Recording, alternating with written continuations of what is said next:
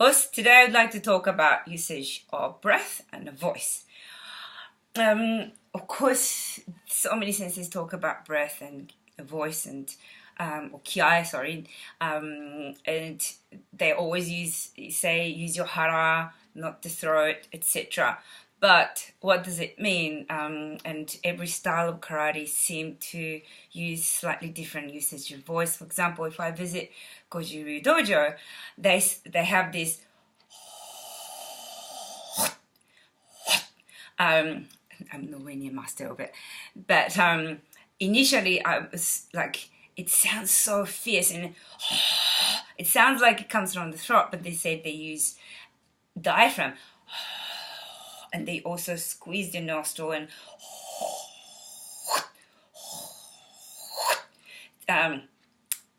then you can sort of feel the movement. I'm not an expert in Goju-ryu, so I can't say this is anywhere near correct, but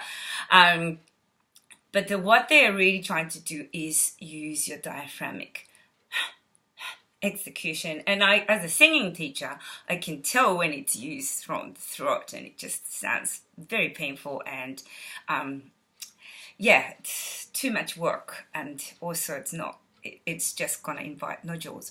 So today I'm just gonna give you, because some beginners have a complete difficulties how not to use it or not to use your throat, or we always use the throat in a certain degree, but more dependent on your airflow. So you have to strengthen this or so feel the diaphragm first. And there are some singing exercise that we use as a singer. Zzz, zzz. You can really feel the muscle underneath the diaphragm, which will assist the movement of the diaphragm. This is not the diaphragm, this is more the side, oblique, and transversus underneath, and that's connected to diaphragm.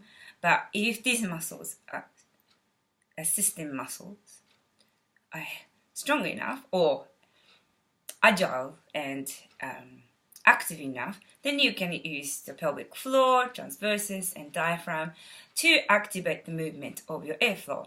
Now, so let's do zzz, zzz, zzz, zzz, zzz, and shh, shh, shh, shh, shh, shh, and pss, pss, pss, pss, pss, and then go to HA. Don't put your tongue down. Keep the tongue really free, away from anything. Because the tongue muscle tension will go through the nerve, ending through the spine, and it'll tighten your diaphragm. We don't want to tighten diaphragm unnecessarily. It's only at the fraction of a second, so don't tighten your tongue.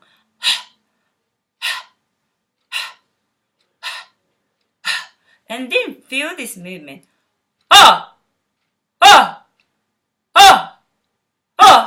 And that's quite a fierce voice that you can use in kiai.